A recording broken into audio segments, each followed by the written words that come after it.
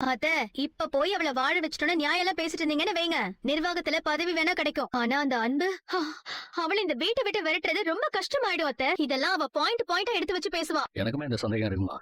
நம்ம வேற ஏதாவது வழியில உத்தம டீல் பண்ண. அன்பதான் இந்த ஆட்டத்துக்கு நமக்கு சாதகமான பகடையா உருட்டணும். காரியத்தை சாதிச்சுட்டு அதே இடத்திலேயே அவளை உன் வாழ்க்கையில இருந்து வெட்டி விடுவேன். அதுதான் ஏன் கணக்கு. ரெண்டுத்துக்கு சம்பந்தமே இல்லாம ஒண்ணு எதிர சம்பந்தப்படுத்தணும். அதுலதான் நம்மளோட சாமர்த்தியமே இருக்கு. கதிரு, நான் இப்போ எல்லாத்தையுமே சொல்றேன். நீங்க எனக்கு துணையா நின்னு நான் சொல்றத கவனமா செஞ்சா போதும். நிர்வாக குழு பதவி உடனே கிடைக்குதோ இல்லையோ, ஆனா அந்த அன்பை வீட்டை விட்டு துரத்தணும். அதுக்குதான் இந்த நிர்வாக குழு கூட்டத்துக்கே அவளை கூட்டிக்கிட்டு போகணும்னு நான் சொல்றேன். என் கண்ணு முன்னாடி வச்சே அவ 16 அடி பாயிரான்னு தலைவரே பாராட்டுறாரு. அந்த அளவுக்கு இங்க நடந்ததெல்லாம் ஜனங்க மூலமாவே ஆள் மாத்தி ஆளு பேச வச்சு கட்சி மேலிடம் வரைக்கும் கொண்டு போயிருக்கா.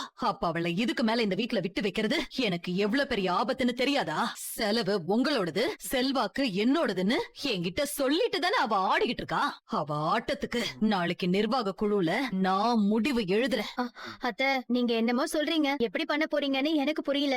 ஆனா நீங்க இவ்வளவு தூரம் நம்பிக்கையோட சொல்றீங்கன்னா சொன்னதை செஞ்சிருவீங்கன்ற நம்பிக்கை எங்களுக்கும் வருது அத்த.